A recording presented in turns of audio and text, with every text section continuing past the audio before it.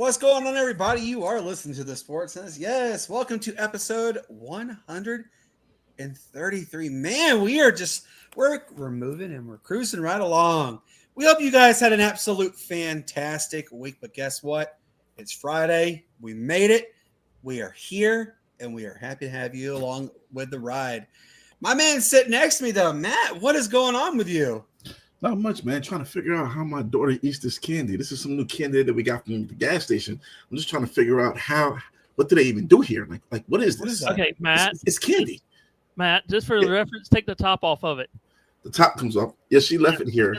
Top it off, and then squeeze it in, and then press the green button or that green thing, and then squeeze it into your mouth. So it's like a little bottle or something like that. Yeah, taste it real quick, see what it does. You might see some funny stuff. That's so cute, Matthew. Oh, you set me up. No wonder she didn't. This is like this is the sourest thing I've ever tasted. Okay, Brian. Yeah. Brian, thank you so much for doing that. Oh my gosh. No, they actually put it on a sucker. You actually put it on a sucker or one of those candies things. Yeah. And and it's one of those things that my son loves. It's a sour thing. Oh my God. I love the reaction that he gave, man. That's the best. Oh, man. But hey, guys, yes, you don't see our good friend Shane Owen. Just in case, he might come join us, but just so y'all know, he is en route to Bristol Motor Speedway to watch the Atlanta Braves take on the Cincinnati Reds. If only the two teams were really competing for something this year in the baseball world. Who knows? Maybe next year. Our man sitting below us, though. Brian, welcome, man. How are you doing, buddy? Man, I'm doing good. It's been a wild day. The cool thing is my kid went back to school today, and my other child goes back Monday to school. So it's going to be a wild time next week because both of them are going to be in school. So it's going to be crazy. So I don't know if you saw this, Brian. CBS News 7 had East End Elementary on today as one of their places. Well, they interviewed Mr. Brewington, which is the principal, and then they showed my daughter's teachers, Miss Dukes and Miss Simmons. Shout out to them indeed, because that was actually really cool. And we were watching the news, and my daughter Eastland goes, "Daddy, that's Mr. Brewington," and then Holden goes, "Miss Simmons!" as loud as she possibly can, and I was so tickled that she said that. So yeah, I completely agree. Today was Addison's first day in school, and she was extremely excited. Come to find out, her boyfriend though is in her second grade class. Matt, we have to have a conversation with Addison about this, because I'm ready to tell you this too. Addison, we told her you cannot have any boys over at our house until you're in your 20s and 30s. And she goes, "No, when I'm 14, he'll come over whenever he wants." And I go, "No, he won't." And that was the look of like, "You bet," kind of thing. And I said, "You realize you have everybody that's going to tell you otherwise?" And she goes like, "Oh no, I'm a good one. I can do whatever I want to do." And I'm like, "No, you're not." Yeah. My daughter tried to pull that, man. Yeah, I got my friends here, the Abby and Lexi and Timothy and Jewel. Whoa, in the world. Whoa. I heard the name Timothy. What is that? Whoa. Yeah. Who's that? Oh, it's a boy. Well, okay. It's just a boy. Okay. Well, that boy can leave. He likes me. Oh, great. He can definitely. My daughter's not even into guys right now. My daughter's not. My daughter's 9. Yeah, I just tell her don't. She's like, "Boys are disgusting." That's what I thought I would be in right now. I'm saying that. Keep that idea that boys are yucky. Yeah. Anyways, guys, we have a let me get the ever popular notes here. I cannot wait to share this. By the way, shout out to our good friend Jerry West. Yes, he got some really cool news I want to share with you guys, actually, before we get going. Matt knows about this. Brian, I think you know about it, but because we do such a great coverage for the state of Hawaii, University of Hawaii, everything, we have been invited out there for the opening day, 2028 August, when they open a new Aloha Stadium. So yeah, the Sportz Nutz looks like we might be going to the state of Hawaii, which means Matt, Shane, myself, and our other guys, our sponsors, are going to be joining too. It's going to be on the Hey, look, man. Let's be real about this. Be blunt. Hawaii's around the corner. Man. It's around the corner. It's not across the street. Hey, man. I don't like getting on airplanes, but we'll see. Hey, it's on somebody else's dime. I can't complain with that one. So we're really excited about that one. Hey, shout out to Pinsman. Pinsman, man, so glad you were on there. Thank you for tuning in. I really do appreciate it, buddy. It absolutely does mean a lot to us. Quick reminder, we are on YouTube, TikTok, Twitch, Instagram. Did I say? I think I said Twitter. God, I forget this every day. And we're also on Apple, Spotify, and iHeartRadio, but we're soon to be going to be on Podbean as well. We cannot wait for that one. And if you are in Terrell, Texas, shout out to you, TigerNation.live or 95.5 KFCE.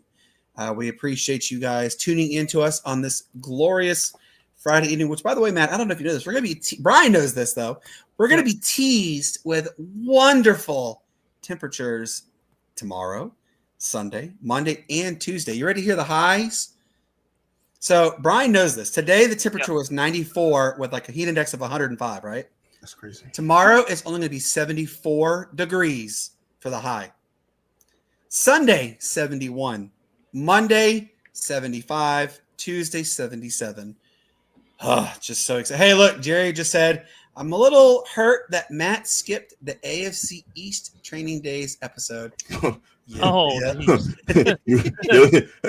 Jets, the Patriots, who else? The Dolphins and the Bills. I'll talk about, the Bills, okay. Everybody else is like, okay, Stephon Diggs and Cardi B. What you want to talk about here? I love it. What you want to talk about here, man? Nah, man. Patriots good. Christian Gonzalez, I like that. I like him. He got some weapons, I guess. Hey, you know what though, Matt? Guess what? I'm sorry, Jerry. I'm sorry, man. Guess what? Y'all ready to hear this? What's that? Football's back, y'all. It happened last night. The Hall of Fame game was held annually in Canton, Ohio. Took place last night. Shout out to the Chargers, though, man. They waxed the floor with the Lions, and actually, the sentiment going around town is Ben Johnson. Can you come back and help us out? Because 34-7. Of course, it was second, third, fourth, fifth, and sixth stringers, but still, come on. Hey, and look, I was finally a guest on an episode, and you just ghosted me. So, we'll talk a little bit about the Hall of Fame game, what we saw, didn't see, that kind of stuff. All right, I got some really cool news, and I'm so excited to share this news. The UFL, guys, has been saved. Well, maybe. Has it been saved? Yes. There is a brand new co-owner. He's been introduced. You already hear his net worth? $20 billion. He is officially an owner, and he has already committed. He is going to pay the salary increase for all of the players in the league. We'll talk a little bit about that. Because there is another investor who is actually going to chime in, and I cannot wait to tell you the two who are going to chime in. The MLB 2026 MLB first listings have come out. You already hear who the number one pick is favored to land is? Yeah, I'll tell you guys for that in just a minute. It's not surprising, but it is surprising. And I got it going for you. Here's a really good one. Can you name a city or an area that has a sporting team that is so far up it would almost be impossible for anyone to live there, let alone play? Why do I ask this? Because there actually is a high school football team that's literally on the top of the earth. And I cannot wait to share with you guys what is the significance about them. It's going to be a lot of fun to hear that one. And guys, guess who is back again? Cannot wait. Our guy John from the Pitch Good podcast has returned. He's going to talk about this. There is a WTF moment going on in soccer. I'm absolutely blown away at what he has told me. This is the stuff you kind of see on movies. I mean, there is technically a movie about this kind of thing, but it's really interesting. I can't wait for John to talk to us about that. Congratulations, guys, is going to go out to the University of West Georgia, Reinhardt University in Wisconsin, Whitewater. Why are we talking about that? I'll share with you guys in a little bit about that one. The next one, who has the best post-game rants and press conferences? Everybody knows my favorite. Matt, we're going to hear yours. Brian will hear yours. Guys, where do you think Terry McLaurin plays now? Give me your 3 possible locations. I want to hear.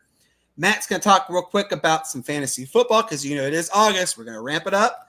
And we have some honorable mentions, some major shout outs. We have our rundown for the upcoming episodes. Oh, this and a whole lot more. And we have you to be a part of this amazing interactive show. All right, so last night we saw the Hall of Fame game, and I don't care what anybody else says. It's football. It was so good to actually turn the TV on and watch football, which, by the way, shout out to the Chargers. Literally the first play of the game, they cause a fumble on a kickoff, and they go and they score. And it was kind of indicative what the night was going to behold for the Detroit Lions. But, Matt, I got to ask you this question. After seeing what we saw, yes, again, I know it's 3rd, 4th, 5th, and 6th stringers, but does Detroit have something to worry about? I mean, 34-7, that's not exactly something you want to write home to mom about, especially on a preseason game, right? That is absolutely correct, man. But the one thing that you want to get out of this game is you want to get out of that game with no injuries. That's kind of the main thing, man. You don't want to, your key reserves to get hurt. So, right now they're just looking at players to fill the roster. From on the Chargers end of things, Trey Lance looked like the best player on the field. He balled out. Yeah. 13 for 20, 120 yards, 2 touchdowns. Didn't really use his legs too much. I think he ran like maybe 2 or 3 times, but looked poised in the pocket, made some good throws, especially on that touchdown to Will Dissly on that little out route or whatever. But Trey Lance looked good for the most part, man. He's gonna be a solid backup. Hopefully he can put 2 and 2 together and get a good starting gig somewhere next year. Or if somebody goes down, he can get traded. But they look good. Their run game looked good. They gave Amarion Hampton a couple of snaps, a couple of runs. I think he, ran for like 10 yards, 2 snaps, something like that, and they quickly got him up out of there. So he wouldn't get hurt. Yeah, man. They look fine.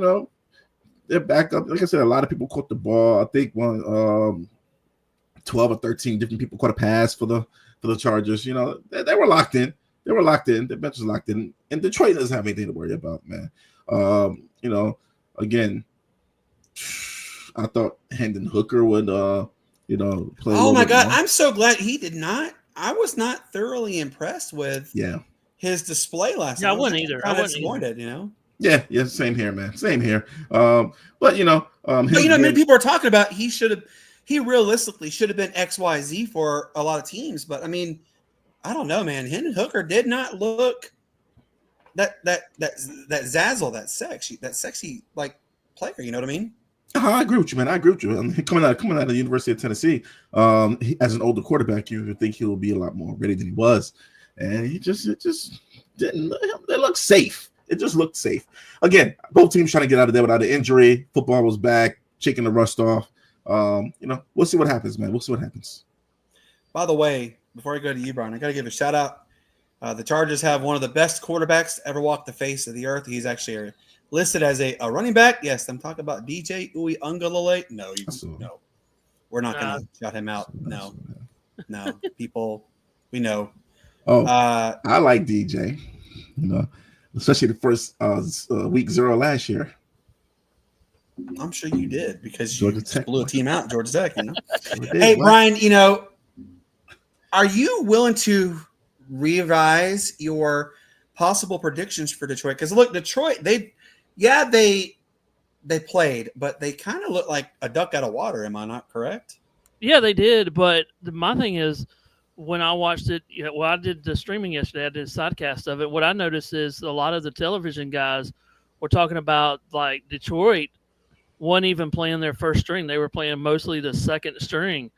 And then, it was sloppy. I don't think we learned anything, but I did learn. I mean, the Lions turned the ball over 4 times last night, and the Chargers only scored on it 3 times, 2 touchdowns and a field goal. So that was kind of a difference in the game also, because it could have been a really closer game. And I think that the Lions just gave up when the Chargers were up pretty big. They just gave up. They just playing around. So that's if you look at them though, like, and you hit the nail on the head though, Ryan. Like they kept going back to Chris Collinsworth, and he kept saying, is this indicative of what we are going to see? Because if that's the case, he even said this on the air, Ben Johnson, can you give them a call? And, what is to transpire? And I didn't know this actually, y'all. Before Ben Johnson got there, Dan Campbell was the play caller for offense. Look, Dan Campbell's a great coach. I'm not discrediting him one bit. I think he's fantastic. I absolutely enjoy his positivity, his energy and stuff. But I don't know, like after last night, Matt, we had and Brian, we had Vince on, diehard Lions fan. He made the audacious prediction that they could go 14-3 or even 15-2 again. I don't know, Matt. I don't know, man.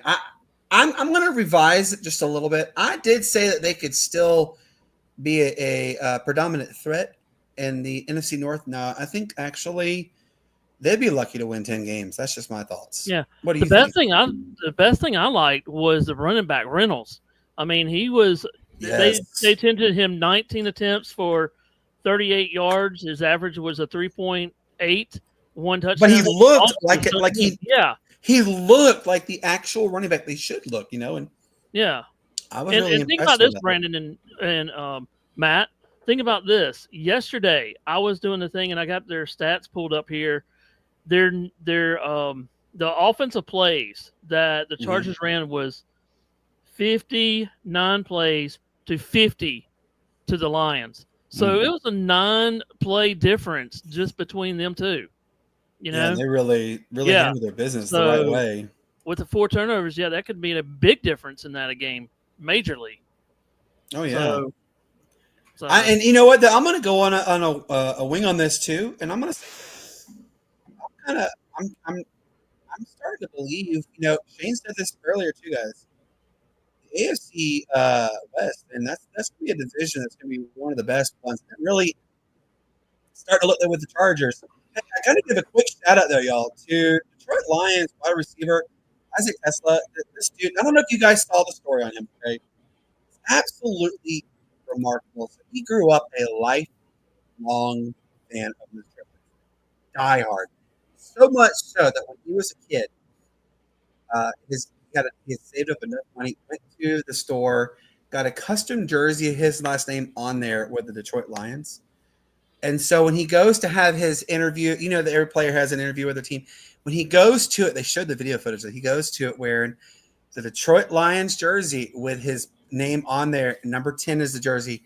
He is number 18. He was drafted by his favorite all-time team. He is absolutely determined to make this roster. He looked really good last night. I mean, it was only two receptions for 46. However, he looks like he could ball today. So shout out, honestly, to him. I'm excited for what is about to come because you guys know we're about to see. Gosh, I mean, I've run out of fingers and toes for how many games we're about to see go off on this list, and I'm excited for it. So, all right, guys. So I started saying this, but the UFL has been saved, right? Well, yes, it actually has. So the new owner, okay, guys, Max Reapel, okay, he is a world-renowned multi-billionaire entrepreneur, net value of $20 billion. He has come out and said he is going to pay the salary increase of every team's roster. Now, as you remember, I told you guys 4 teams are leaving and they're going to other locations, okay? Houston is no longer going to be there. But, Birmingham's not going to be there. Michigan is not going to be there, and this one was actually kind of a head scratcher.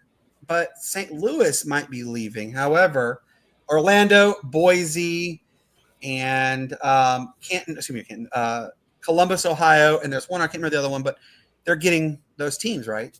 Well, you ready to hear who the 2 additional investors most likely are going to be? Matt, I know you probably know this name. Does the name Jeff Bezos ring a bell to you? Brian, yes, to you too, right? Yeah, he used to be the coach or something? Jeff Bezos is the founder of Amazon. Oh, okay. Net worth $105 billion as of 2023. It's significantly gone up, right? He's the 3rd richest man alive. He has already said he is considering investing in the UFL, when you have someone who's worth $100 billion plus another $20 billion, you best darn believe this league's about to say, well, guess who put their name in that? And he is actually committed to it. Does anybody know who the owner of the LA Clippers is? Matt knows this one. He has to. No, I don't know who it is. Matt, do you know his name? Yeah, I can't remember his name right now. The bald head guy with the Yep. Steve Ballmer or something like that. All right, so I'm gonna owner of LA. Yeah, it's Steve something. I think it's Steve Ballmer or Steve something. I know I'm right there. It is Steve Ballmer. Ballmer. Ballmer. All right. So do you guys know? Just for 50 points? Do y'all know what significance he holds in the world? Why other than he's the owner, he is the richest owner in all of the NBA. But does anybody know what his signature is? Just for 50 points. Who? Steve Ballmer? Yeah. Don't look it up. I don't know. It has something to do with tech, right? I'm pretty sure it's something to do with tech, but I don't remember what it was. No, He's I don't the know. co-founder of Microsoft. Oh, okay. So he is worth, I think 60 Minutes did a special on him. I think he's worth like $40 billion. He's the richest. He is the absolute richest owner in all of the NBA. It's amazing. He put $2 billion into the new arena, which Matt, I don't know. Hey, John, I don't know if you've seen it, man. The Clippers' new stadium is unbelievable. It's a smart stadium. It's the first of its kind, guys, right? The seats actually will send alerts to the stadium or the arena, letting you know which fans are the loudest, when are they the loudest. It's really cool. It actually, 60 Minutes did a whole special. Well, guess what? He has said he is going to commit $6 billion. That is his words. The UFL. He is considering being another owner to the UFL. So, what do you think, Matt?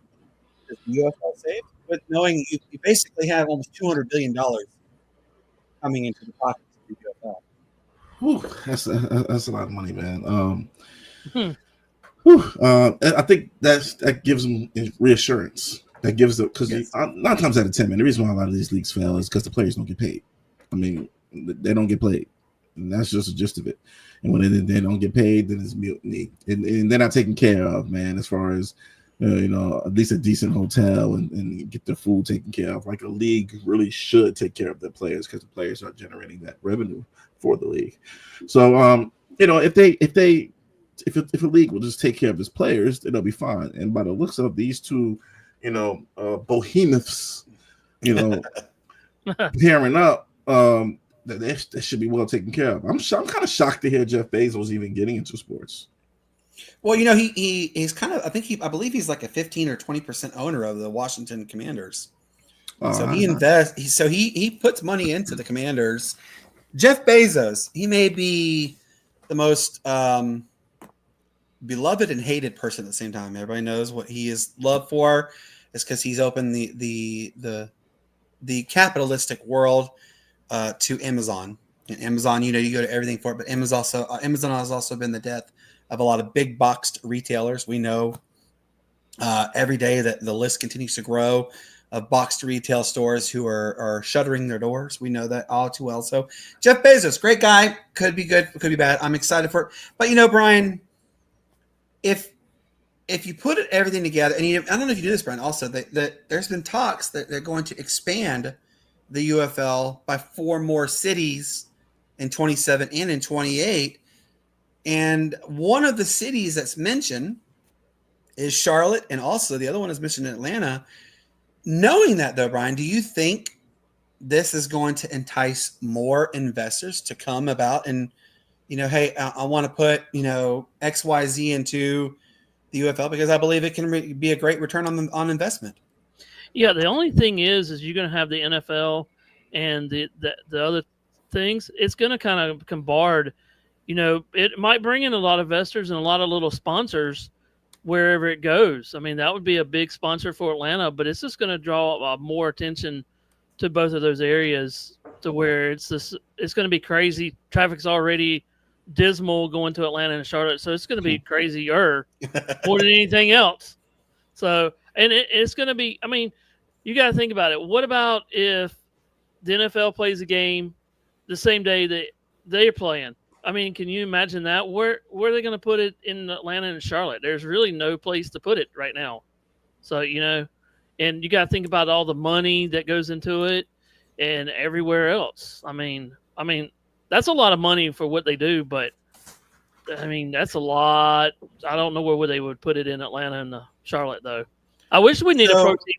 I wish we could put a pro team actually in Greenville. That way it can get to Georgia and the Atlanta area, or not the Georgia and North Carolina area. That would split it in half. And then you got the Tennessee, which is only 3 hours away. So you're getting 3 little states right here at us, Oh, yeah, absolutely. Well, and so I don't know if you remember. Do you remember the All-American League? Matt, you remember that, right? The AAL? Yep. Michael Vick was the head coach of the Atlanta Legends. Yep. Do you remember that league, Brian, by chance? I don't remember it. I remember do you remember the Arena League? Yes. That was a couple leagues. Yeah, one of my guys that I used to work with, he was actually a coach for that team that did the bond security, and they said that the money wasn't there, but they could have taken off real quick. I've heard that so much. Boy, have I heard. Well, they played the Atlanta Legends. I don't know if you know this. Turner Field is now Georgia State's football field. That's where they play Georgia State, and they just passed a bill, which I feel bad for you, Matt. You do have to pay into the taxes for this. It's a $350 million upfront that comes, but it's like a total. The bill's like over 15 years. It's like $560 million that comes from the penny cent sales tax for the state of Georgia, for the hotel motel tax that's going to pay to have the upgrades and renovations for Georgia State's stadium. Because if you guys look, it still has the renderings, designs, everything that Turner Field had. It's kind of for outdated purposes, but that is the area that they played when the Atlanta Legends were here. That was where they played that team. They played in Georgia State's field. It's believed that's where they're going to put the next UFL franchise. But regardless, man, I'm so excited that the UFL is saved because, there was a time that, heck, Matt, you remember this. We had the episode a while back last season where we said, what could we do to salvage the UFL? If you were Dwayne "The Rock" Johnson, what would you do to save this thing? And you give a really good argument for it. And yeah, I hope that this is just the start of things to come. Absolutely. Let us know what you think in the stream, guys. We would really love to hear it. You can let us know on TikTok. You can let us know on Instagram, Twitter, Facebook, YouTube, wherever. We would absolutely love to hear your comments on this one. All right, guys. So the 2026 MLB preliminary draft orders have been released. And there are some interesting names that are on there. Some that you'd actually go, wait, are you serious? Just for bleeps and giggles, who do you guys think is the list to be the favorite to land the number 1 overall pick in next year's draft? Just winging a prayer. Who do you think, Matt? Man, I don't know, man. I'm not sure. I'm just gonna say the Braves for laughs and giggles. What do you think, Brian? Who do you think is on I'm that list? going to say Cleveland. You ready to hear this? It's Atlanta Braves. Oh, really? They have the highest rankings possibly to get the number 1 pick. 31.5% is their percent because usually they go by a lottery system there. So, but they have the highest odds that they've ever had to land the number 1. And we know that Atlanta has they've had an absolute abysmal of a season. Injuries have reigned. Again, remember last year I told you, Matt, the injury bug was the MVP of the Atlanta Braves season. Well, guess what? He is the MVP, unanimous MVP of this season, and has actually reigned supreme on this entire season. There's no starters left except for Spencer. Nope. Actually, open day roster, there is 0 starters remaining on the open day roster for starting pitching because they're all injured. Ronaldo Lopez, we have no idea if he's ever going to pitch this year or what. We don't know what's going to happen. There's so many setbacks on that one. We know Chris Sale with the broken ribs. There's talks he comes back in September. Honestly, I don't think they're going to do it because they're so far out of the race. And, who knows? And our good friend Tony did say he was going to be traded. He wasn't. But then, Spencer Strider started. Ben, what's going on, brother? Good to see you, man. Spencer Strider started on the injured list with the Tommy John recovery. He's back. He's looking better like he used to, but he's not there yet. And then, let's see, who else am I missing? There's just so many. Right, we know the whole situation with Bryce Elder. I'm not even gonna harp on Bryce Elder. Bryce Elder is not the pitcher Atlanta needs. But what really shocks me this one too, Brian and Matt, and literally everybody watching, Alex Anthopoulos, man, he made this claim on 680 The Fan. They were going to absolutely be buyers come this trade deadline. They were going to really hone in on getting the arms for the bullpen, maybe another starter for the starting rotation, and a couple bats. Well, just pointing out there, Alex Anthopoulos, you guys ready to meet the new starting rotation or all the help you did? You ready to see this? This is a brand new off the press. That's it. Nothing came about. That phone was so cold, the ice sickles developed on it. Atlanta did absolutely nothing. So let me ask you this, Brian. Okay. Is Alex Anthopoulos' seat like hotter than hot lava? Or what? Because he didn't do a single thing, and he's living in the land of the past. Come on. Do you think his seat is absolutely on fire, or would you give him one more year? I wouldn't even give him one more. If I was the owner of the Atlanta Braves, I would be going I would look at his track record. For the last 2 years, yeah, they did win the World Series. I'll give him that. But after that, it's just like you got to look at the strength training coaches. You got to look at all the coaches, and somebody is not doing their job. And I know a lot of Braves fans now are just giving up. They're like, "Oh, there goes that season," and they're not even paying attention. And people are still going to the games, but he's going, "Yeah, I get the money and I get the money." But you got to stop that just to get your thing in there and going, "Hey, I'm not going to the game," because they are terrible. And what you sound like it's all the injuries that they've had. Check the training staff. God. You got to list. redo. Crazy. And also when you're when you're scouting some other players that they needed, go out there and do research and saying, okay, this guy's hurt. Maybe they couldn't get anybody. Maybe they tried, but they never could do anything. Well, his claim that he said was, we were not just going to go after anybody. You have to be good, beneficial for the future. Marcell Ozuna is the dadgum unrestricted free agent at the end of this year. Get something while you can to help the future. Yeah, there may not be 1,001 arms and 1,001 bats, but dadgum, you had a chance. And Raisel Iglesias, he's a terrible closer. He's really fallen off his rocker. You had the opportunity. There was teams that were biting at the bush. One of them was the Chicago Cubs. They were biting at the bullet to get him. Why didn't you? I don't know. I'm really disappointed in Alex Anthopoulos and what he didn't do. And yeah, I hope 2000. Don't mind my cat. She's meowing. She's talking with her toy. But I will say this: I hope that 2026 is a better campaign for the Atlanta Braves. I've been a Braves fan since 1989. So I've seen the good, the really good, the bad, that kind of stuff. But I don't know. Well, but I honestly, Matt, I think I'm gonna say this: if Alex Anthopoulos doesn't have the off season that makes you just blow your socks off, I say don't even let him start the 2026 campaign as a GM. I say, here's your pink slip, thank you, but we're going in a different direction. What do you think? I wouldn't be that hasty. You got to take into account, man, the injury bug did hit him this year, but also you should look at his track record. His track record has been nothing but spectacular, man. I'm sorry. He's gotten good players in here. He's gotten them to crazy deals. That Acuna and Ozzy Albies deals are insanely cheap compared to the type of players they were when they signed those deals. He's done a great job. Usually, when you need to get rid of somebody, you kind of want to ask yourself this: can I find better?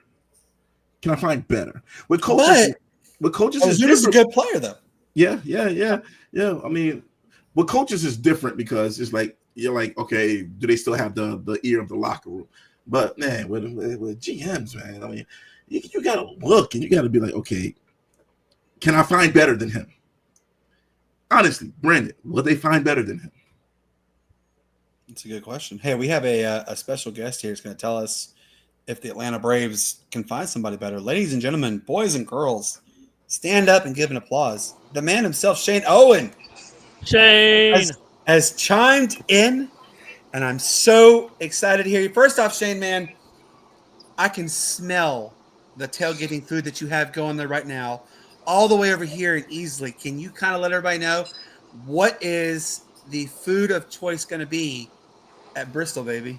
Food of choice tonight is some big, thick cut ribeyes, some cocktail shrimp, some fries, and a salad.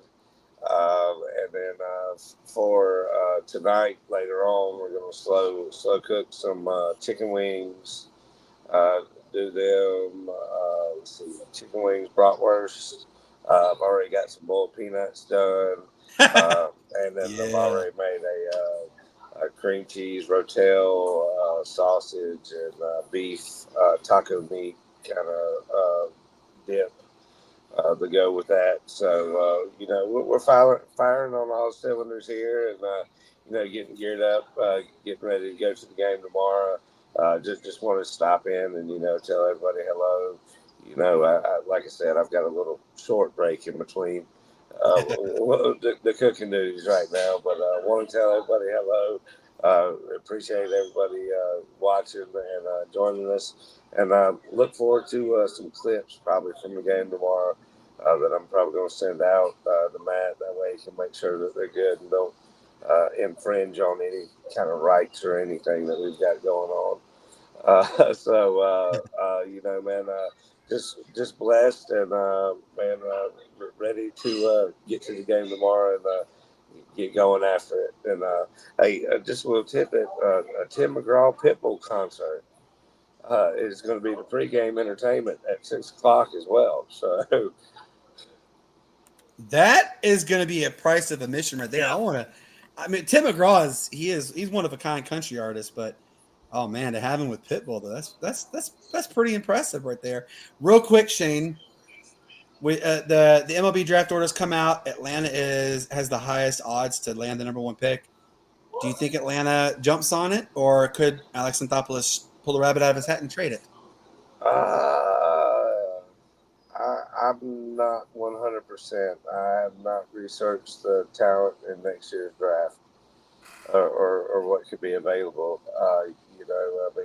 It makes sense to do, if there's not a generational kind of game changer talent, like say a Paul Skeens recently kind of deal, Jackson Holiday kind of deal, then it would make sense with the core that you have if you're going to keep it intact, which what we see is they're going to try to do that. Everybody's still kind of young, so it's going to be interesting to see, and hopefully, if that's the route that they're going to go, like I said, if it's not a generational talent, some other team thinks that there is, trade them away and get a lot in return. Absolutely. Shane, tell everybody your parting words, and man, have fun tomorrow. Seriously, have a lot of fun. I'm looking forward to the pictures, videos, everything, but give your parting words, sir. Oh, yeah. Well, as always, it's a pleasure, and, may the good Lord bless. Peace, love, and bacon grease. Peace, love, and bacon grease. Shane, man, have a good evening. Have fun, and do the tomahawk chop just a little louder tomorrow. Sound good? I definitely will. Definitely will. We'll talk to you soon. Sound good, man? All right. Well, holler. All right. See ya. All right, guys. So we have a really another good friend of ours. I'm excited to have him come on. He's going to have, there is this, like I told you guys, there is this WTF moment going on in soccer right now. And when John talks about this, man, I want you guys to really listen, because what he's about to say could have severe, long-lasting economic impacts. You guys ready to bring him on? Let's get him on. John, what's up? What's brother? going on, brother? How you doing, man? I'm good, brother. I'm always glad to come on your show and just talk some ball, man. All right, so inquisitive minds want to hear this. And first off, you and I had this conversation. Like, dude, what in the bleep is going on? Like, you're about to literally bankrupt an entire town. Can you let everybody know what you and I are talking about, please, sir? Well, there's a couple of towns that are in deep water. So Morecambe right now, it's a small seaport town in England on the west coast. And it's a fishing town primarily. It used to be a resort town back in the day. But their club is in deep trouble. They have an owner named Jason Whittingham, who loves to publish press releases about selling the club more than he actually will sell the club, because this is a club that needs to sell because they're in serious debt. They have £0 in the bank, and their academy has closed. They have already been expelled from playing in the National League, which is the 6th tier of English football, until late September. And right now that looks like they could be permanent, because if something doesn't happen by the end of this weekend, they could close the academy, which would mean all their young players have to go. They could close the first team and the club itself by the end of the week if they do not find a buyer. Now, Whittingham has come out and said they will eminently sell the club, but since he said that about 40 times, I kind of doubt it. So basically what you're saying is don't count your chickens till they hatch. Am I right? Right, yes. And I mean, the people that are in contention that have been the leaders to buy the club for months now, Punjab Warriors, they're a Saudi Arabian-based group. They like to buy a lot of investment stocks in different sporting clubs and teams. And they released a statement yesterday saying, "We implore you, just sell us this club now so we can make sure that this doesn't go extinct." Talk about the economic impact of that, though. You know, you just said it's a fishing town. Just say they close. Right? Let's just say they close. Talk about the severe negative impacts that could happen. It's not just going to be a one and done kind of thing. This could be a lifelong type, basically an extermination of the town. Am I right? Well, I wouldn't say extermination of the town, because of course they have the fishing there to help them. But it really, clubs in England have a significant tie to the town's economic well-being, in terms of getting them, like, relevancy and getting tourists in, and people coming in from away to enjoy their team coming into Morecambe, for example, and selling those tickets and all that. And not only that, it's a thing for the locals to go enjoy on a Saturday or a Sunday, and it's kind of gets them away from the mundane of the week.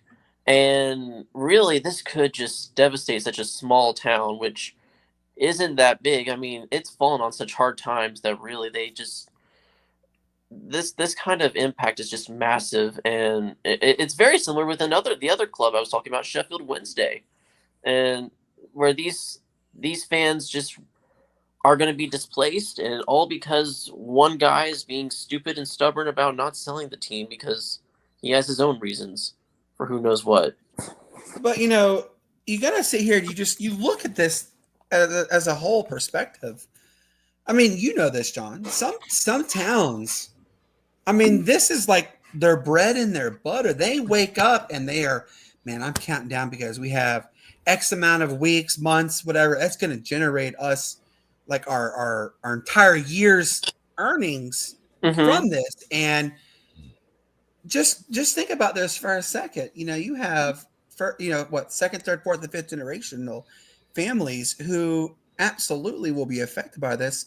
What do you think is holding both of these? I'm not even going to call them wannabe owners. What is holding them back from just taken the lot. I mean, didn't you say? I mean, the Saudi team. We know Saudi has got the money. Mhm. I mean, what is holding them back from just selling the team and cutting their losses that way?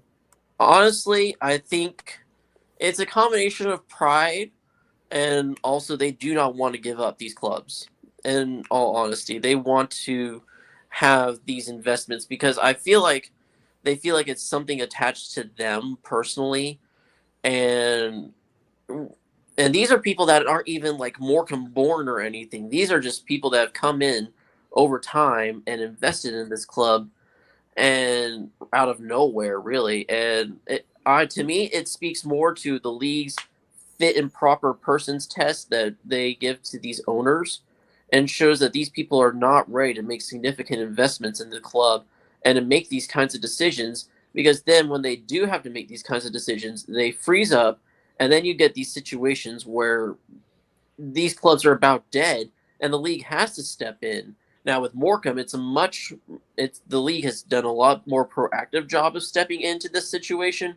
But with Sheffield and Wednesday, they are just now stepping in when they only have 18 total players on that team.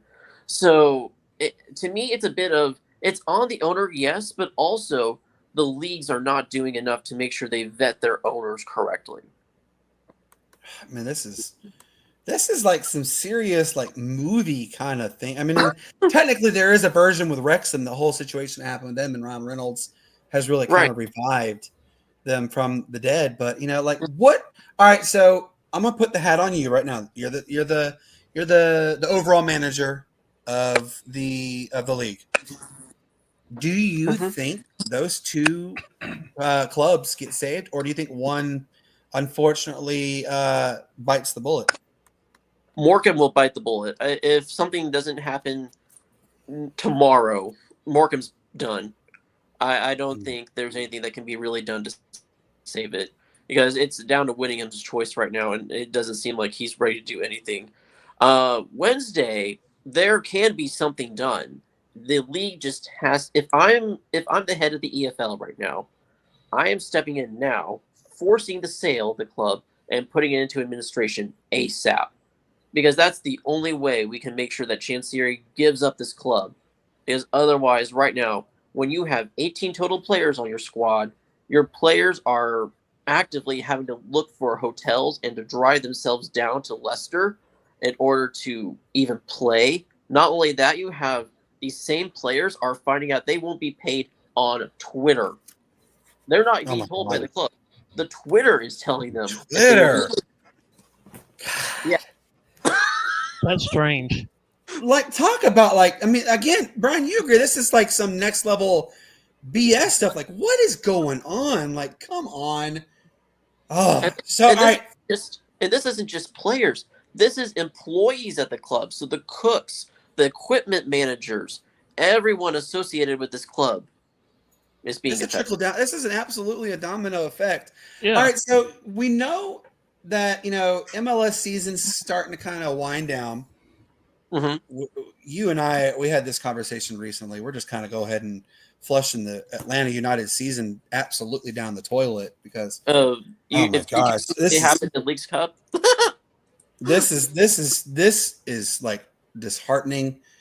What's going on right now in the land of MLS? Because I mean, obviously, we're turning down the end of start to come to the end of the regular season, but how are the playoff positioning starting to light up? It's starting to look more and more concrete. The West is becoming the more tight playoff battle if you're looking for the final two playoff spots.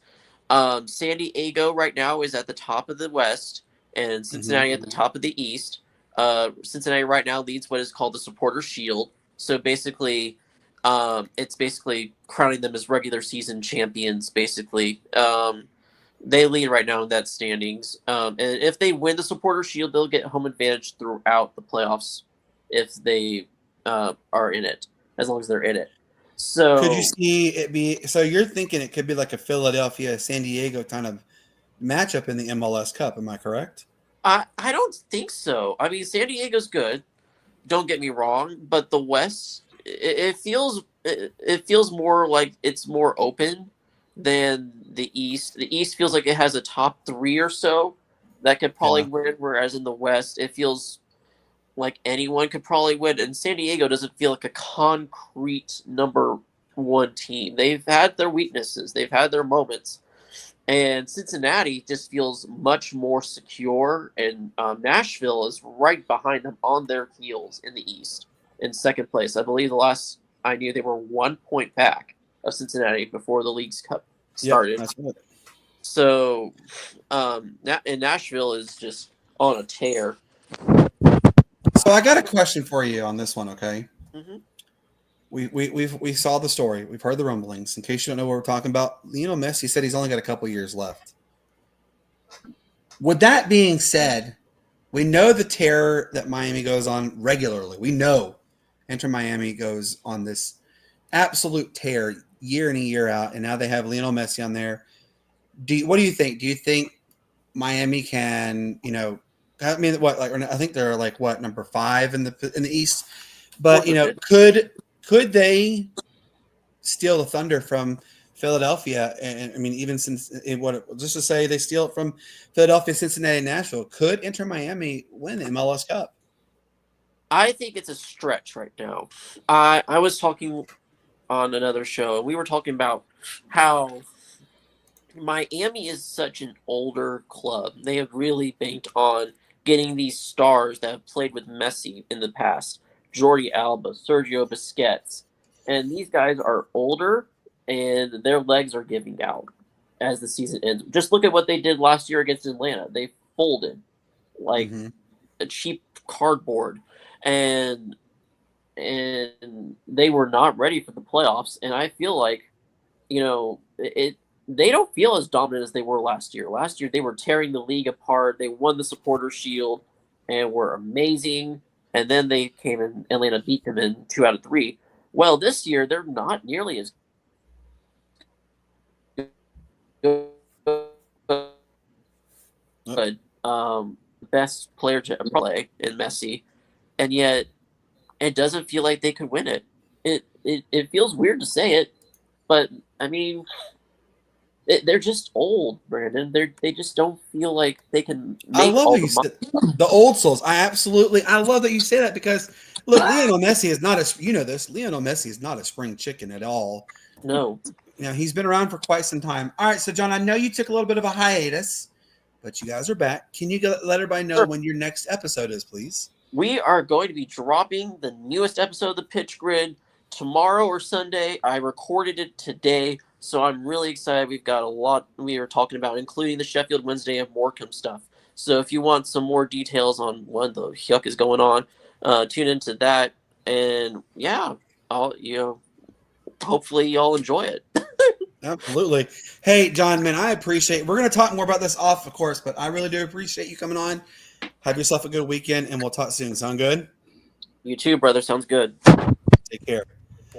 All right, guys, that isn't like, come on, pay your players, like common sense. All right, so I tease this. Congratulations is going to go out from the Sportz Nutz to several prominent universities. Who are they? University of West Georgia, Reinhardt, and Wisconsin Whitewater. Why are we having those congratulatory speeches? Well, next year, University of West Georgia joins the Sun Belt Conference. Congratulations. 5 years ago, they didn't even have an actual program that was intramurals. They have made the transition. They had the 2-year ban and postseason play for them. So in 2 years, you're going to see University of West Georgia be probably pretty prominent in the Sun Belt. Well, Reinhardt University, we've had them on several times. And the next 10 years, actually 8 to 10 years, Coach Burton did say they are going to move up to FBS level. The conferences they've had conversations with so far is the Sun Belt, the AAC, and Conference USA. So shout out to them. Well, Wisconsin Whitewater, a team that wins year in and year out in D3. Congratulations to them. They are moving to FCS. Yes, they are moving to FCS. 2028-29 is when they're expected to be there. Congratulations on that one. All right, so I got to ask this question to everybody. People who are watching, chime in as well. Matt, I'm going to ask you first. Then, Brian, I want you to give yours. Who gives the best post-game rants and press conferences? There's so many to choose from. Matt, who do you think gives the best post-game rant? It could be college or pro, either one. You know what? I like Dan Campbell, man. I like Dan Campbell. You know, always. Now you mean as far as nowadays, right? Like who gives the best or just best of all time? Like, best of all, anytime. Well, I mean, as of right now, man, I like Dan Campbell's press conferences, post game press. You know, he takes ownership of when the team doesn't do well, and he's very, very animated when the team does do well. So I like his. Very straightforward. Of course, you know, man. You know, we got if you want to go back to classic ones, we got the "We Are Who We Thought We Were." Green. Yeah, I mean, we got playoffs, and we let him off the hook. we got, you know, we got, you know, the infamous, you know, we talk about practice, man. We talk about practice, not a game, not a game that I die for. But we talk about practice. And then we also, let's not forget, man, we got, you know, Dennis Rodman in a wedding dress. So I mean, hey, I remember that. God, do I remember that? Oh my gosh, we got classics out there, man. We got some classics out there. What do you think, Brian? Okay, I got one. I actually looked this up because Brandon, you sent me the thing today. How about 1995? Bobby Knight rant on the NCAA. Officials becoming reporters were informed that he had refused to attend a news conference after the Hoosiers 65-60 loss to Missouri in an opening round of the West Region on the Friday night, blasted the NCAA tournament officials in the media interview from the room at Boise State or Boise, wherever they were. Matt knows. So that one Bobby Knight rant. Oh, Bobby Knight, the chair, everything. Yeah. Matt, you remember that very well, don't you? Bobby Knight's insane rants, right? Yeah, man. Bobby Knight had was full of them. They even had what was it? What was the show or movie where they had somebody play Bob Knight and they had him going crazy? I was Hoosiers, right? Yeah. Crazy, man. Yeah. Bob Knight, man. Bob Knight. Hey, how about this one? How about this? I will say one thing about Bob Knight though. When in the 2008 or 9 NBA draft, when everybody was just bashing this little guy named Steph Curry. No. Bob Knight did say was the only one on the panel saying this guy is going to be a great point guard in this league. His vision unparalleled. I think his passion is his best attribute. You know, even though it's not, but you know, Bob Knight was the only one really out there giving him props. So I got to give him that. Go ahead, Brian. I got another one for you. How about Dennis Green? Which one? The bunch. The Green. We are who we thought they were. We let off the hook. And Mike Ditka too. Mike Ditka had some rants going on. Boy, did Mike Shanahan. One of my favorite rants is the rant you're about to hear now by Brandon Keeler. Just to let you know, Brandon, the Brownie ones are dropping soon on the LeBron's The Brownie ones are dropping soon. The Brownie ones are dropping soon. Now listen to this rant. Hey, all right. So Brian, real quick for 50 points. I bet you didn't know this. Ask Matt what he calls me as my nickname. I have no idea. Tell him what you call me when I coach basketball. Bob Knight. I'm Bob Knight. Bob Knight. Oh yeah. I'm one of the most animated coaches you will ever. I'm a player and coach. I'm very animated. Man, me and Brandon played in the basketball league, and I think we had 12 games in the season. He got ejected. That was 15. In the 15. He got ejected in like 13 of them. So yeah, you know. Oh, Brandon, Matt, I got a little story real quick. I know that we're talking about this, but about rants and everything. When I was in high school, I was the trainer, video camera guy, all in one. And we were playing Northwestern in the girls' basketball tournament. When this was a tournament, we were pretty good. We were like the Bulls. I mean, when we stepped on the court, you're like, uh-oh, we're in trouble. We were ahead 30 points at halftime. It was like 50-32 or something like that. We were killing them. All of a sudden, we come out of the halftime, and it was 75 degrees. They turned it up to 90 degrees, and we're like, okay, now we're going to turn off the afterburners. And then after the game, we beat them by 20 or something like that. They had to escort us out of Northwestern because I was in Greenwood with the girls' varsity team. They had to escort us out of the stadium or the basketball arena with their cops because they were throwing stuff at our bus. That's crazy. Oh my God, that's It happens twice. It happened twice in that year because we played Malden and we beat them with a 1 second last shot off of that. And it's the 30-year anniversary coming up this year that they won. We went back-to-back state champs with the varsity girls in Greenwood. Wow. And we were 32. We were 34-6 that year. So I played on the last team that's ever done it in the state of Georgia, went undefeated. I played with them, Roswell High School, 32-0. Phenomenal team, absolutely phenomenal. Played with players who played in the NFL, NBA, everything. Right, made it all the way down to Macon. Matt knows that they played their tournament, the state tournament in Macon, Georgia. Macon Coliseum. Yep, and yeah, we played. I'm trying to think, who was the team we played? I want to say Berkmar. Matt knows Berkmar very well, and great school, perennial powerhouse, year in and year out in basketball. Well, yeah, they absolutely waxed the floor with us. We lost 107-79. It was, yeah. Oh, it was a pain. It was painful to watch. However, but I love what Coach Puglisi did. He was a great coach. I mirror my coaching techniques after him. I still talk to them actually to this day. Well, my favorite rant, though, I will tell you this, and then we'll go to the next topic. Hello, you play to win the game. Yeah. That Herm Edwards, one of the best, absolutely one of the best. I love it. For those who are watching, let us know in the stream what you think is who gives the best post-game rants and press conferences. I want to hear this. Matt and Brian, I want to ask you, where do you think Scary Terry plays? Matt, go. Where do you think he plays? He's requested his trade. Where do you think he could go? I mean, I know where you want him to go, but where do you think? Great receiver. Matt is wearing this medium, small and medium shirt. That's the team we want everybody to go to, but where do you think he goes, Matt? Yeah, man. I don't know, man. It won't be in the NFC East. I can tell you that. No, because if they trade him, it won't be. They're not going to trade him to somebody in the division. And it'll be hard to be an AFC team. To be honest with you. You go around, look at these teams and the receivers, man. That the Texans will do great with him. In that offense, the Jaguars. You can add him to that offense. But you know what? Oh Lord. I wouldn't be surprised if the Chiefs made a move, man. I knew you were going to say that. There was also a name that was mentioned today. My homeboy.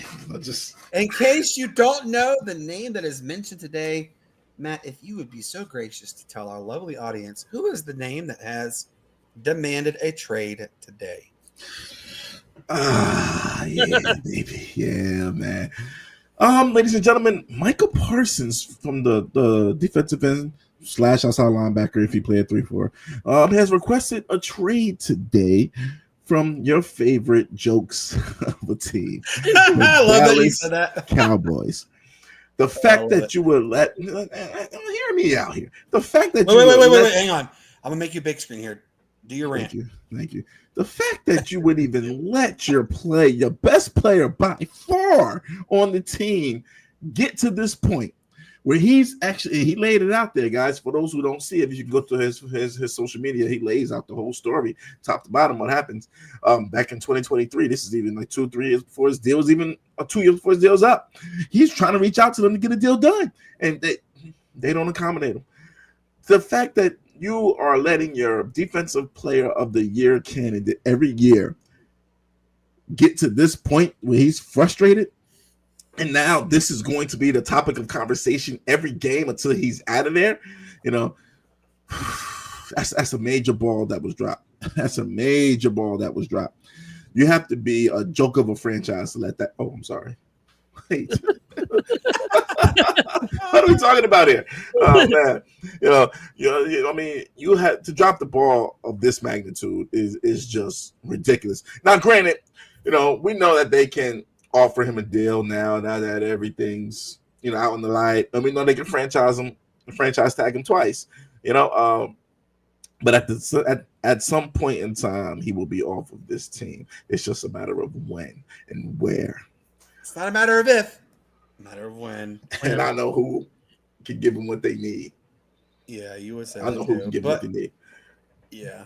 But the fact that a team like this dropped the ball with a player of this magnitude, this is like, honestly, it's like what if the Chiefs did this with Patrick Mahomes? that's kind of what that'd it's be like. pure mutiny then. That's what I'm saying. It's not to that level, but it's in the realm. It's in the realm, man. Because this is crazy. We're talking about a guy who's performed at the top, was a top 2 or 3 defensive player of the year candidate since his rookie year, and then every year since he's been in the league. It's going to give you 100%. It's going to put up great numbers. I mean, the fact that they got to this far, and he said he even wanted to play there. He said he wanted to be there for his whole career. But you know what, though? That L word does not exist anywhere. The L word is loyalty. Hey. In this case, the player was loyal to the team. He even tried to reach out multiple occasions, him and his agent. What you're looking at is a team that doesn't want to talk to an agent. They want to deal with the player directly so they can try to lowball him. That's what I'm seeing here. Jerry Jones does those. He lowballs everybody. Yeah. The fact that they even spoke about it to him face to face at an event that wasn't supposed to be even weren't even supposed to be talking about the contract. That shows you what they're trying to do right now. And him and his representation is not going to go for it. And unfortunately, this is where it's at. And wow, what a ball drop! Can't wait first take ain't even tomorrow. I gotta wait. I gotta wait till Monday to see what your boy screaming at is gonna say. Ryan, where do you think Scary Terry plays? Or I mean, where would you like to, and where do you think he goes? He could go. I could see him playing in Atlanta, the Ravens, or Green Bay. Ooh, that's a good one. But I know, and I looked up this while, and I heard this on the Pat McAfee show. Let me just read this little thing by Shefty put out there on X. Terry wants a more than DK Metcalf, which is $33 million. Well, $330 million with 6 seasons in the bag. And Terry has proven one of the most credential wideouts in the game. He exceeds 1,000 yards in all but one in his 6 seasons, and recently wrapped up a year with a career of 13 touchdowns. High 13 touchdowns last season with Jaden Daniels as quarterback last year with Washington. So could he stay at Washington, or does he go with some of the teams I just mentioned? I think that's a lot of money right there. I think he goes. I do think he goes. However, you're right. We had this. I don't know if you saw this short that we put out a while back. Matt did a really good job. The talk around town was that Josh Allen was going to get a $900 million deal, and there's a short out there that I don't know if it was fully true, but I know that it was some form of that ballpark. And that was an absolute insane number. I mean, you think about it, you're paying a vast majority of your entire salary cap to one player per year. I don't think Terry will get the $300 million. I think it's going to be a good number. Yes, I don't think he's a $300 million wide receiver. I could see him honestly. Man, I'm gonna do this. I'm gonna throw them out to you. I'm gonna say the Chargers. I think Justin Herbert absolutely will benefit heavily if you had Terry McLaurin on there. It's gonna be a great move for that. I will say they're not going to trade him to the bottom feeders of the NFL, the Cleveland Browns. I just don't see them doing it. I mean, we could sit here and say that the Browns do what the Browns do, but I don't see I don't think they're going to be vindictive and do that. And Washington, I don't know. Washington does what Washington does, but I think it'll come down. He will go to a team that will benefit him in the short and long run. And in the same sense, Washington will benefit in the long run. They'll get capital from him. So we'll see where it goes. All right. So go ahead. Oh, I was going to mention on this one. How about the Jags? Does the Jags have any wide receivers out there? That could be another possible too. That's a good one. And give Trevor Lawrence that extra piece because, Trevor Lawrence is kind of in a make it or break it kind of season this year. Because, I mean, he's in case again, folks, if you're living under a rock, Trevor Lawrence is the last remaining first round draft pick of the top 10 of his draft class still playing in the league. That's an alarming stat to know. But Trevor Lawrence is a great quarterback. Great guy, absolutely. All right, so let's get some honorable mentions. I know Matt has some honorable mentions. Brian has some honorable mentions. I have some absolute honorable mentions. Shout out to Carlos Correa from now the former Minnesota Twins has gone. He waived his no trade clause, went back to Houston. I'm guessing his short stint at Minnesota was not a very productive one. Congratulations on him. Yeah, absolutely. Congratulations on him. Carlos Correa, great player, just not for the Twins. There's so many more out there that I want to give a quick shout out to.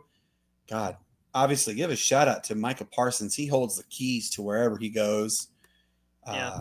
I hope that what happens with him benefits everybody. I'm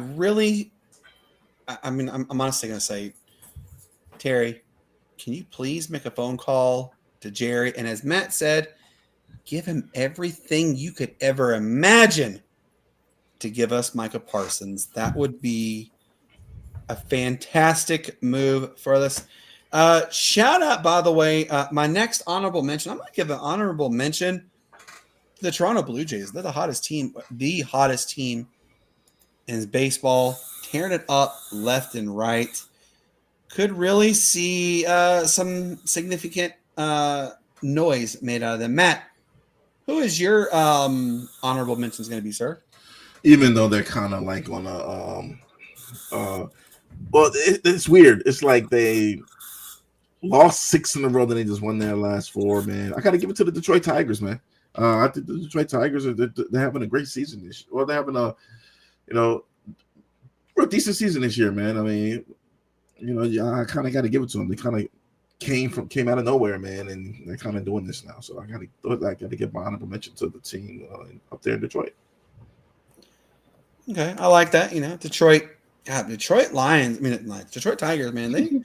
They were hot for a while, and then they got really cold. Mm-hmm. Really cold. Yeah, they couldn't even buy a run. The fact that they got that cold and they're still number 1 right now in the AL Central, that just tells you the kind of season that we're having. So, yeah, I don't know. Who are your honorable mentions, Brian? I'm going to say Mitt Brusburger from last night. He did a good job of interviewing. Yes, and he did such a great. I love that. And I got the recording of it on my stream last night, and I think he did an honorable mention with everything else last night from it. And then Michael Parsons, and this guy goes out there. No lie, he goes out there with his team during practice, the whole entire thing, and they're not even worried about him. It's just like, oh, who are you? We're not getting you paid. Jerry Jones comes out and says, we're going to have to look at injuries. It's okay. It is what it is. And if he gets hurt, oh, well. But if he doesn't, if he goes to another team and they playing against, let's say if he goes to a different team and he plays against Dallas and he records 4 sacks on Dak, what is he going to look at? Oh, I'm the stupidest son of a gun in the world. That would be. I joked with somebody said actually today. I think I told you too. Watch, this would be the Dallas Cowboy thing. They're going to let Micah go. He's going to go to a team and he's going to win like 7 rings. And Dallas is going to be saying, "Really, Jerry? Really? Wow." That would just be icing on the cake. I could totally see it happening. I love that you said that. But yeah, absolutely. Shout out to Brett Musburger. Hey, real quick, shout out to ESPN. Why? Matt, they bought Red Zone. NFL Red Zone, and NFL Network, everything is moving to ESPN. Congratulations on that one. I thought you were going to say something else. I thought you were going to be like, oh, congratulations to ESPN for getting rid of I thought you were going to say something else. No, not I was looking, I was like, is this guy serious right now? No. About to say that? I'm not going to say that. Good. Thank you. But I will give an honorable mention, though, to Sterling Sharp. Him and his brother, the only brother tandem ever in the history of baseball, basketball, football, hockey, and soccer combined, the first brothers to ever go to the Hall of Fame. It's crazy that Sterling's not already in it, first of all. That is crazy that he's not in it. And they asked him last night, they said, what was going through your mind last year when you came up so short? And he goes, you know what? I didn't have any doubts In my mind, I was actually going to get there. It's just a matter of time, and I knew it was coming, and I'm thankful to be here. But absolutely, shout out to everybody who got into Dr. Hall of Fame. I gotta go give another shout out to Antonio Gates. This dude is by far one of the best tight ends.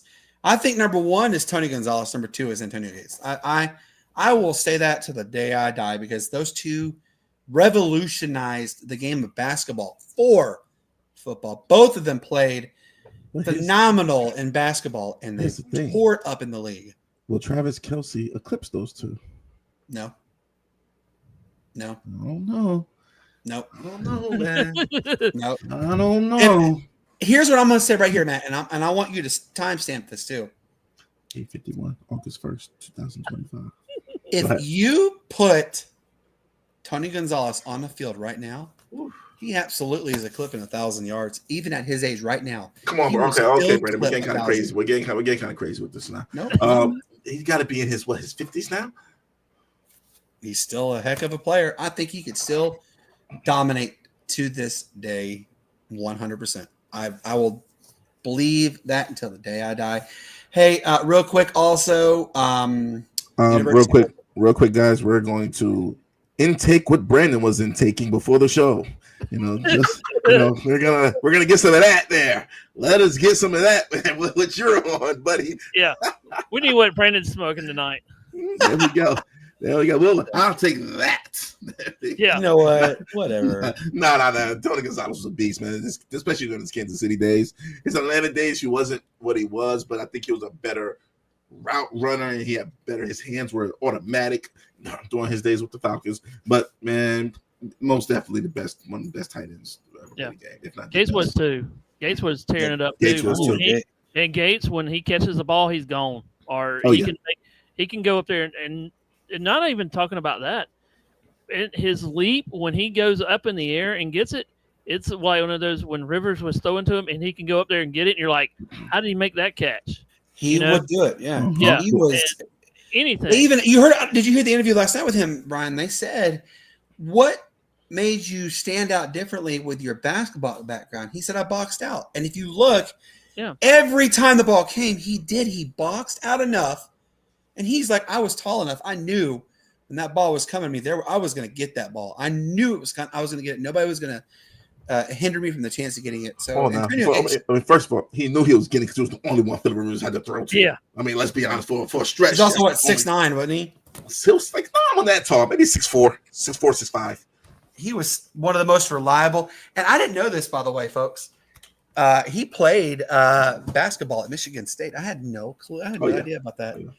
But shout out to Antonio Gates. Shout out to everybody who got selected in the Hall of Fame enshrinements. Tonight is the dinner. Tomorrow is the official enshrinement where they get their yellow jackets. And they did pose this question, and I'm going to ask you guys real quick. Who had the best mullet that got inducted? I would say Jared Allen because he got inducted last night. He's officially in the Hall of Fame class. He played for the Vikings. But I would say Jared Allen rocked that mullet like no tomorrow. Was that a mullet? Yeah, that was a mullet. Yeah. Okay. Hey, Matt, real quick, let everybody know about fantasy football. I know we're in August. Let's let everybody know real quick. Yes, guys. The Fantasy Football League. I'm gonna post another link up on the Twitter X, as you see right down. I got it like right here in the corner right there. Technically, it's right there, but yeah, I got it right there, and it's down there and the ticker. But yeah, guys. First come, first serve. I think we're at 6 or 7 right now. But it's the first of the month. I'm about to get up and get out and promote this thing on these websites and stuff like that. These fantasy football sites and PPR, half point PPR, 12 teams. Draft is August 31st. I'm just trying to think about what else to say about this, man. What time? About 7. We got it about 7. I think 7 o'clock right now, but it might change. You might make it a little earlier. But yeah, guys. In 30 days, man, we're gonna be drafted for this league. First come, first serve. Again, I'm about to start posting the link a lot more frequently till we get it filled up. If we get enough people, we'll start a second league. Depending on what's going to happen, what's going to go down. But yeah, guys, join it. We're going to have our own little Discord. We're just going to be talking smack all day in the Discord, man. It's going to be fun. So, winner gets a championship belt, and the loser might get a pair of dirty drawers in the mail, depending on. I love it. Hey, shout out to the Atlanta Dream. Absolutely waxing the floor with Mercury. You know what? Hush. The Atlanta Dream are up by 32 points currently over the Phoenix Mercury. Shout out to the Dream. Yeah, they've actually had a very impressive season. Very proud of them indeed. All right, real quick, let everybody know Monday, August the 4th, which is this Monday, 7:30 p.m. Eastern. Former Jacksonville Jaguar wide receiver Jimmy Williams is going to join the show. Thanks to our good friend at NR Media. Nathan got us this interview. Can't wait for that one. August the 8th, Peter Blake is going to be joining us. He covers the Tampa Bay Buccaneers. He was supposed to come on our show for the finale of the training days with the Sportz Nutz, but he unfortunately had technical errors. He also had to go on his show as well. But he is going to join us to talk some Tampa Bay Buccaneers and some NFC South in general. It's going to be a lot of fun on that one. This one I'm actually really excited about is, Matt, August the 15th. Lance Meadows, the play-by-play announcer of your New York Football Giants, folks. Yes, he is going to join the show for 15, 20 minutes to talk some NFL because, the season's knocking on the door. August 15th. It's going to be a lot of fun. So, guys, we've had an absolute blast with everybody who's tuned in, everybody who's chimed in. Thank you so much for taking time out of your Friday evening to join us. Thank you to our good friend Brian Pettit for joining us. I'm absolutely thrilled that he accepted the invite to come on our show. It means a lot to us. Thank you from the bottom of our hearts, man. We really do appreciate it. Can you let everybody know real quick where they can find you? You can find me on X on bpettit34, and also you can find me on YouTube at Tiger Stripes Media, or it's called actually YouTube at 24TS Media. So that's where you can find me on YouTube. So awesome. Yeah. Well, man, we are so honored that you joined us, and big things are coming for him, guys. Go help our guys out. Look, Brian has a year-end goal on subscribers. Let's help him get there. If you can, go onto his YouTube right now, please, and click subscribe. Just a little button, click subscribe. Help him get to 150 subscribers, if not more, by the end of 2025. You're not going to want to miss it. He's got some really solid content he talks about. He covers a lot. Just go help our guy. He's a good guy. But for our good friend John of the Pitch Good podcast, thank you so much, John, for coming on. Matt, what do you tell everybody, sir? Yeah, man, it's quite simple, guys. Weekend coming up. We got things we got to do. We're going to be out and about. Just, if you're going to do something, do it responsibly. Don't get flagged in the game of life. If you're going to drink, do it at home or call an Uber. Don't want the whoops behind you, because if they're behind you, it's not a good thing. And it's the weekend. You don't want to be sitting somewhere until Monday. All right? Not going to call me. Call an Uber. Yeah. Don't do something stupid. Don't get flagged, guys. We appreciate, every one of you that's tuned in. Shout out to the 1,907th subscriber we got today. We're only 83 away from the 2K mark. Let's help us try and get that before the end of the year. Greatly appreciate it, you guys. As I always tell you, peace up, A-Town down Y. It's the greatest sports day there ever was. You guys have a wonderful weekend. We'll see you on Tuesday. Actually, we'll see you Monday and Tuesday, but we'll see you Monday. You guys have a wonderful weekend. Good night, and enjoy this outro.